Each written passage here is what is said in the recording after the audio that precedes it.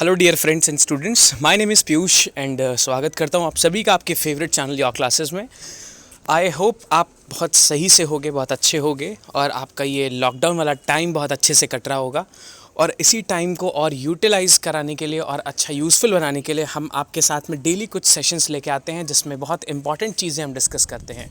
सो आज वोकैबलरी वाले सेशन का डे 10 रहेगा। इसमें हम एक और नई स्टोरी सीखेंगे, यानी कि 9 स्टोरीज़ हम ऑलरेडी पढ़ चुके हैं।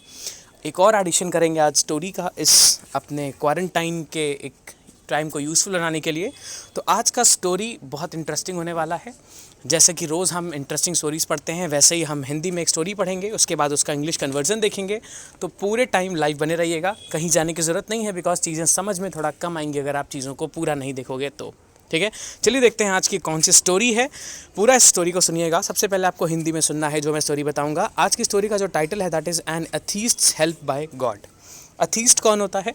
एथीस्ट एक आदमी होता है या फिर कोई भी इंसान होता है जो नास्तिक होता है ना, नास्तिक होता है, यानी कि कोई ऐसा इंसान जो भगवान पे बिलीव ना करे उसको हम एथीस्ट बोलते हैं। ठीक है, तो नास्तिक यानी कि भगवान पे विश्वास नहीं कर रहा है, लेकिन फिर भी उसकी हेल्प कौन कर रहा है? भगवान कर रहा है। ठीक है, भगवान, अल्लाह, जीसस, जो भी आप समझ सकते हो। गॉड एक कॉमन वर्ड है, हर इंसान, हर भगवान के लिए यूज़ होता है। तो वो उसकी हेल्प कर रहा है, किसकी? जो एथीस्ट होता है, जो भगवान पे विश्वास ही नहीं करता है। तो आज का जो टॉपिक है ये थोड़ा सा अजीब है। मान लो आप मुझसे कोई मतलब ना रखो कभी भी, और फिर भी आपके एक बुरे टाइम पे मैं आपका हेल्प करूं, तो ये काफ़ी स्ट्रेंज हो जाती है। तो आज का स्टोरी कुछ ऐसा ही चीज़ कवर करने वाला है।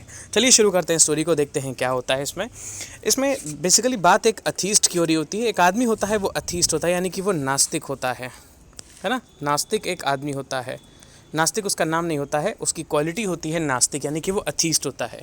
ठीक है, वो अथीस्ट, अब अथीस्ट कोई है तो वो अपने मन में ही, अपने में ही रहेगा। वो किसी की बातें नहीं सुनता है, थोड़ा सा अकड़ू टाइप का होता है, यानी कि जितनी भी स्पिरिचुअल आप बातें करेंगे वो उन चीज़ों पे बिलीव नहीं करने वाला होता है। ठीक है, उस अथीस्ट का एक घोड़ा होता है।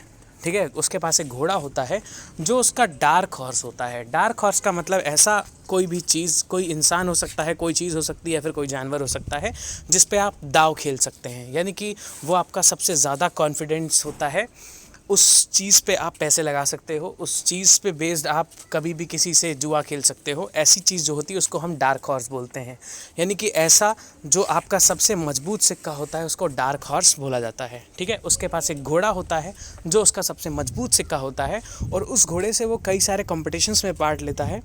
ठीक है, तो इसीलिए क्या होता है, वो अथीस्ट उस घोड़े को अपना डार्क हॉर्स मानता है। ठीक, एक बार क्या होता है, एक रेस होने वाली होती है। तो रेस से ठीक एक दिन पहले क्या होता है कि घोड़ा बहुत ज़्यादा बीमार हो जाता है, यानी कि घोड़े की हालत बहुत ज़्यादा ख़राब हो जाती है। ठीक है, अभी जो अथीस्ट होता है, जो आदमी होता है, वो हर प्रयास कर चुका होता है, लेकिन घोड़ा किसी तरह से सही नहीं हो रहा होता है।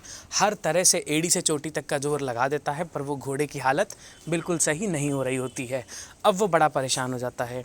अब उसके पास दो ऑप्शंस बचते हैं। सबसे पहला ऑप्शन ये बचता है कि या तो वो रेस को छोड़ दे, यानी कि जो कंपटीशन होने वाला है जिसमें वो हमेशा अकड़ से जीतता आया है, उस कंपटीशन को ही छोड़ दे। ठीक है, दूसरा रास्ता ये बचता है कि कोई एक ऐसा जादू हो जाए जिससे वो घोड़ा ठीक हो जाए और वो रेस जीत जाए। तो ऐसा जादू होना तो बड़ा मुश्किल है, और पहला जो था रेस को क्विट करना, वो अकड़ू के कारण वो रेस को क्विट नहीं कर सकता था। अब अल्टीमेटली क्या होता है, वो सारे जब ऑप्शंस ट्राई कर चुका होता है तो वो दो ही बातें सोच रहा होता है, या तो मुझे रेस छोड़नी पड़ेगी या तो कुछ ऐसा चमत्कार हो जाए। लेकिन रेस वो छोड़ नहीं सकता है, क्योंकि उसका घमंड नहीं कहता है कि रेस को छोड़ो, कैसे भी रेस को करो। दूसरी वाली जो बात होती है कि मैजिक हो जाए, उसके लिए आपको या तो किसी भगवान पे विश्वास करना पड़ेगा, किसी भगवान के ऊपर चीज़ों को टालना पड़ेगा, या फिर आपको किसी तांत्रिक या फिर किसी ऐसी चीज़ का, ब्लैक मैजिक का आपको सहारा लेना पड़ेगा। बिना इसका कोई भी मैजिक नहीं हो सकता। ठीक है, तो यहाँ पे ट्राई वही यही करता है कि किसी तरह से बिना किसी मैजिक का सहारा लिए वो चीज़ें ठीक हो जाए। लेकिन अल्टीमेटली क्या होता है, कुछ भी सॉर्ट आउट नहीं हो पाता है, कोई भी चीज़ सही नहीं हो पाती है। फिर वो क्या करता है, हार मान के, जब उसके पास कोई चारा नहीं बचता तो वो हार मान के भगवान की प्रेयर करता है। ठीक है, और देखता है कि उसका घोड़ा मैजिकल तरीके से बिल्कुल सही हो जाता है, एकदम नॉर्मल हो जाता है। ठीक है, भगवान भी सोचते हैं भगवान ने क्या किया होता है, उसकी जितनी भी गलतियां होती हैं, उसने जैसा भी उसका विचार होता है उसको एग्जैक्टली माफ़ करके भगवान क्या करता है, उसको माफ़ कर देता है और उसकी हेल्प कर देता है, उसका घोड़ा सही कर देता है।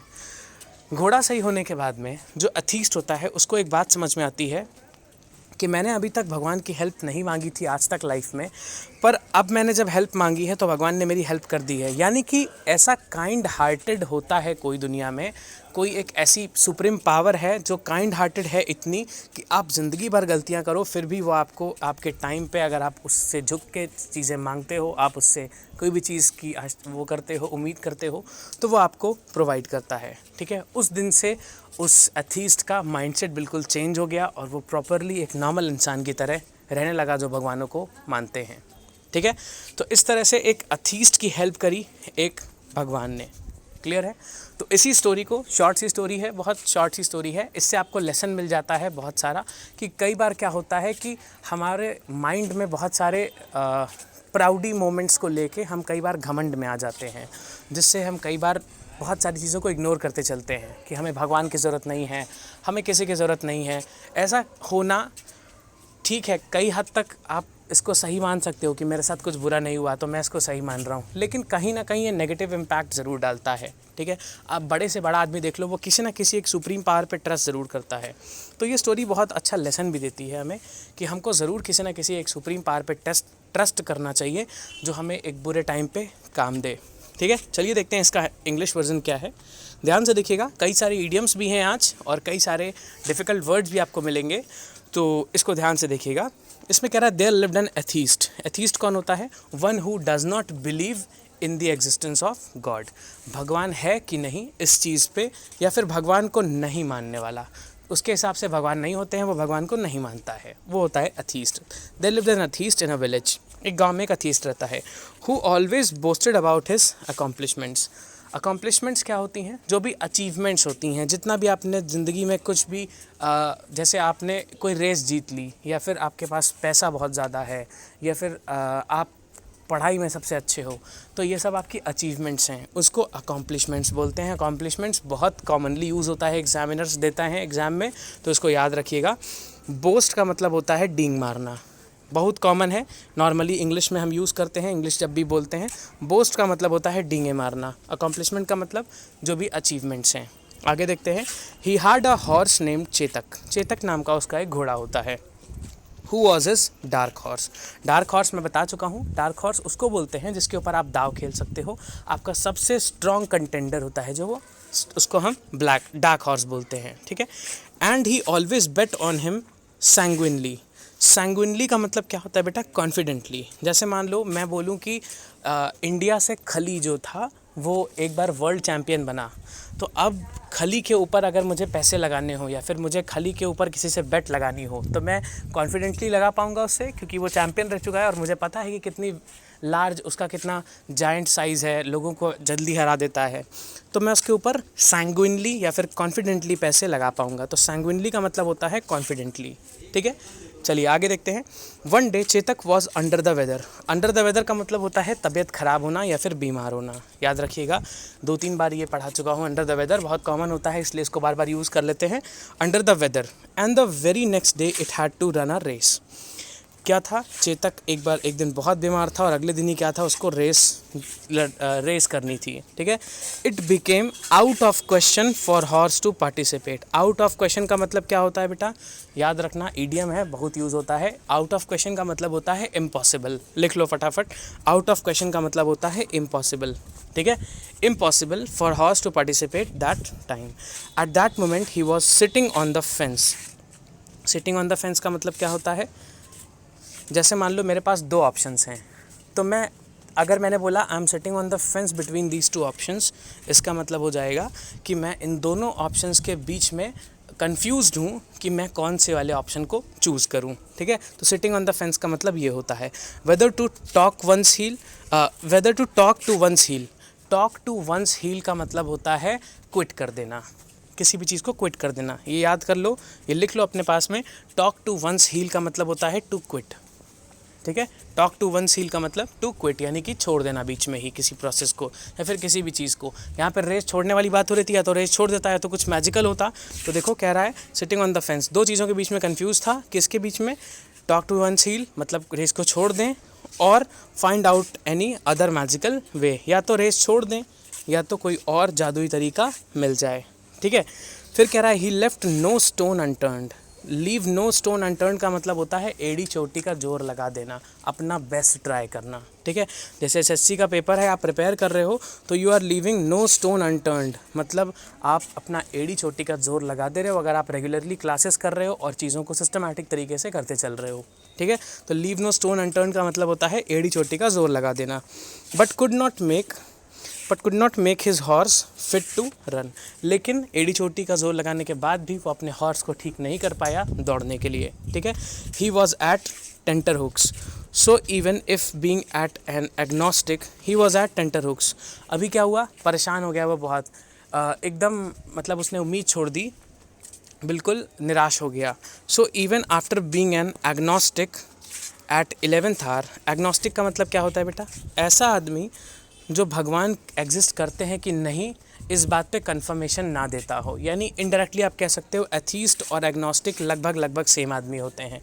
मतलब भगवान के एग्जिस्टेंस पे जिसको डाउट हो उसको बोलते हैं एग्नोस्टिक, भगवान को ना मानने वाला होता है एथीस्ट, ठीक है।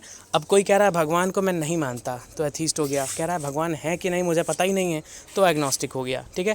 एट 11th आवर, ये भी एक बहुत अच्छा ईडियम है, बहुत बार यूज़ होता है। एट 11th आवर का मतलब होता है एकदम लास्ट टाइम पे, एकदम लास्ट मोमेंट पे, ठीक है। ही thought of asking help from God and started praying for the first time in his life. एकदम लास्ट मोमेंट पे उसने क्या किया, जब उसको लगा कि कोई चीज़ हेल्प नहीं कर रही, कोई भी चीज़ काम नहीं कर रही है, तो क्या हुआ, उसने एकदम आखिरी टाइम पे क्या किया, भगवान की प्रेयर करना शुरू कर दिया। God turned a deaf ear, God turned a deaf ear. To turn a deaf ear का मतलब क्या होता है, चीज़ों को इग्नोर कर देना, जो भी पास्ट में गलतियां हुई हैं उन चीज़ों को इग्नोर कर देना, ठीक है। भगवान ने जो उससे पास्ट में गलतियां हुई थी उन चीज़ों को इग्नोर कर दिया। Ear to the past of that atheist, उस एथीस्ट का जो पास्ट था, जो भी पुराने टाइम पे गलतियां हुई, भगवान को नहीं माना या फिर अकड़ में रहा, उन चीज़ों को भगवान ने माफ़ कर दिया। And helped saving his stallion. Stallion बेटा एक दूसरा वर्ड होता है किसके लिए, हॉर्स के लिए, याद रखना। स्टैलियन बहुत कॉमनली यूज़ होता है, हॉर्स का एक सिनोनिम होता है स्टैलियन, ठीक है। इक्वाइन भी इसका एक सिनोनिम होता है, लेकिन स्टैलियन ज़्यादातर यूज़ होता है, इक्वाइन भी यूज़ हो जाता है, सिनोनिम सेंटेंस में यूज़ होता है, ठीक है। स्टैलियन इसका नाम होता है किसका, हॉर्स के लिए यूज़ होता है। तो यहाँ पे जो हॉर्स है इसके लिए ही क्या लिखा है, स्टैलियन, ठीक है। स्टैलियन को उसके बचा लिया, यानी कि हॉर्स को उसके बचा लिया। From that day onwards he started believing in that eternal omnipotent and omniscient, ठीक है। एक अंतरात्मा जो होती है उसमें एक इटर्नल यानी कि दैवीय शक्ति जो होती है, ओमनीपोटेंट यानी कि हर जगह जो ओमनीपोटेंट मतलब कि जो सर्वशक्तिमान है, ओमनीसिएंट मतलब हर सब कुछ जानने वाला, ऐसी एक सुप्रीम पावर होती है। उस दिन से वो मान गया और उस दिन से वो उनको भगवान की प्रेयर करने लगा, ठीक है। तो इस तरह से भगवान ने एक एथीस्ट की हेल्प करी और उस एथीस्ट ने क्या किया, रिटर्न में भगवान को मानना शुरू कर दिया। सो आज की स्टोरी में इतना ही। हमने कई सारे वर्ड्स लर्न किए हैं, आज के वर्ड्स देख लीजिए फटाफट से, कितने वर्ड्स हुए हैं, 1 2 3 4 5 6 7 8 9 10 11 12 13 14 15 16 17 18 वर्ड्स और इडियम्स हमने आज याद किए हैं। तो इनको याद रखिएगा। ये वाले जो वर्ड्स हैं ये वन वर्ड्स की तरह भी यूज़ होते हैं। ओमनीपोटेंट, ओमनीपोटेंट का मतलब होता है ऐसा सर्वशक्तिमान की जब बात होती है तो वो होता है ओमनीपोटेंट। ओमनीसिएंट यानी कि जो सब कुछ जानने वाला, सर्वज्ञ है ना, one who knows everything of this world, वो हो गया omniscient. One who is capable of doing anything और एवरीथिंग ऑफ दिस वर्ल्ड, वो हो गया ओमनीपोटेंट, ठीक है। Atheist, one who does not believe in the, one who does not follow the God, या फिर one who does not believe in the existence of God, ये कौन हो गया? अथीस्ट हो गया, ठीक है। एग्नोस्टिक कौन हो गया? One who has doubt in the existence of God weather he exists और नॉट, तो वो हो गया एग्नोस्टिक। इस तरह से जो ये होते हैं ये वन वर्ड्स की तरह भी यूज़ होते हैं। तो 4 वन वर्ड्स भी हो गए आज के। इसमें बहुत सारे एंटोनिम सिनोनिम्स भी आपको मिल जाएंगे। डेफिनेटली ये जो वर्ड्स हैं इनके एंटोनिम सिनोनिम्स भी होते हैं, ठीक है। तो इस तरह से आप चीज़ों को अच्छे से याद करते चलिए और आपका डेवलपमेंट 100% बहुत अच्छे से होता चलेगा, इसका गारंटी मेरा है, ठीक है।